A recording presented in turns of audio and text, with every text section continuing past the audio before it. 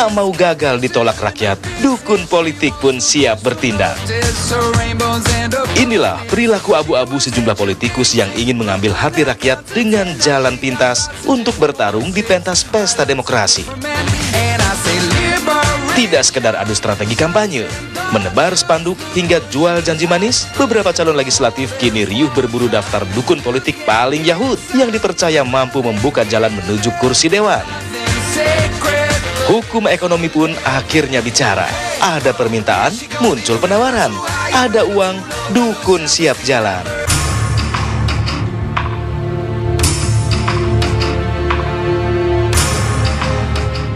Kawasan Bibis Luhur, Surakarta, Jawa Tengah, sekitar 3 km dari arah selatan Keraton Solo.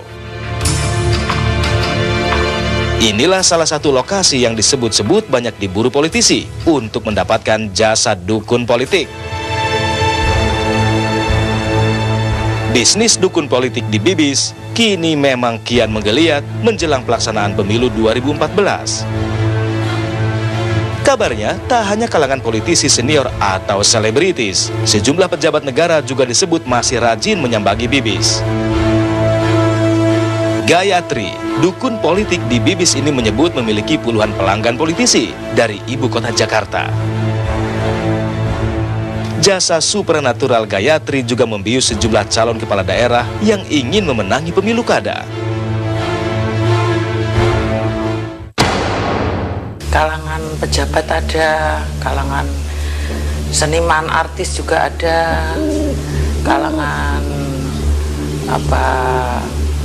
dari pengusaha juga ada, calon bupati, calon gubernur, calon DPR, macam-macam, semuanya ada.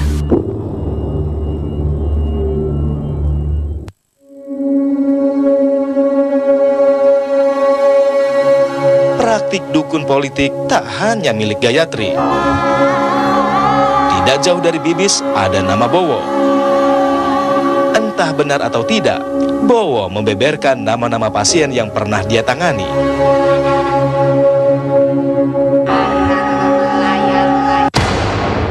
Orang-orang tertentu misalkan seperti anggota Dewan di Solo juga ada, di luar Jawa juga ada.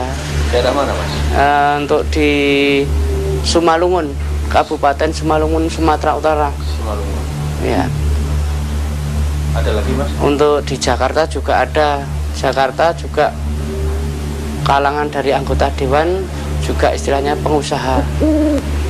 Dengan catatan yaitu tadi, untuk kedepannya betul-betul beliau menjadi seorang pemimpin. Istilahnya itu tidak istilahnya pahlawan kesiangan, tidak.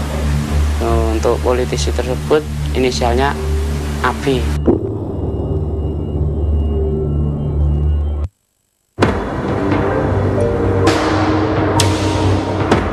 Tarif yang dipatok dukun politik ini pun beragam, tergantung kelas pemilihan yang diikuti oleh para pasiennya. Misalnya, untuk caleg kabupaten atau kota, kisaran tarif yang dipatok mencapai jutaan rupiah. Nilai ini pun bisa bertambah bila ada yang meminta posisi lebih. Kalau untuk tarif itu pribadi ya, sangat pribadi. Jadi saya punya ukuran sendiri untuk tarif. Dan itu ada istilahnya, gimana ya? Ukuran saya untuk pasien itu sudah ada. Jadi untuk seorang gubernur seperti apa dan tarifnya seperti berapa. Kalau untuk bupati berapa, kalau untuk DPR berapa dan sebagainya dan sebagainya. Itu ada tarifnya tersendiri. Tapi itu tidak mungkin saya sebutkan di sini. Si pasien dengan saya. Masalah untuk kayak gitu saya tidak memikirkan. Yang dari awal saya berkomitmen. Kalau sudah diberi kayak gini nih, istilahnya itu untuk, kalau lain orang Jawa itu orang untuk lumai ngasong roko ing kantong. Sak palilah pun.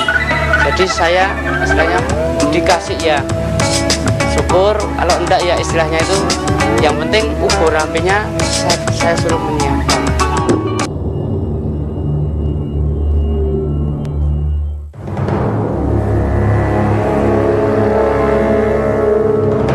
Fenomena perdukunan di Republik ini memang telah menyentuh ke semua level politisi.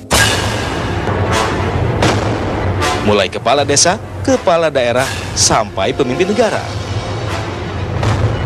Mendatangi dukun atau orang yang dianggap memiliki kekuatan spiritual seolah menjadi syarat wajib untuk meraih kekuasaan. Beragam ritual lalu diberikan sang dukun agar si pasien sukses menjadi politisi, mulai dari menyiapkan sesajen, ziarah ke tempat-tempat keramat, hingga menjalani ritual-ritual tertentu.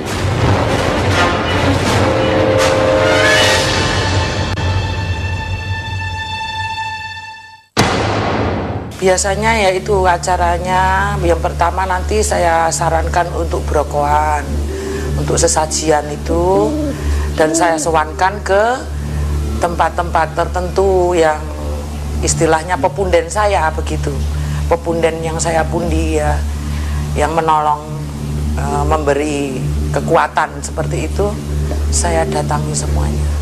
Itu berjarah.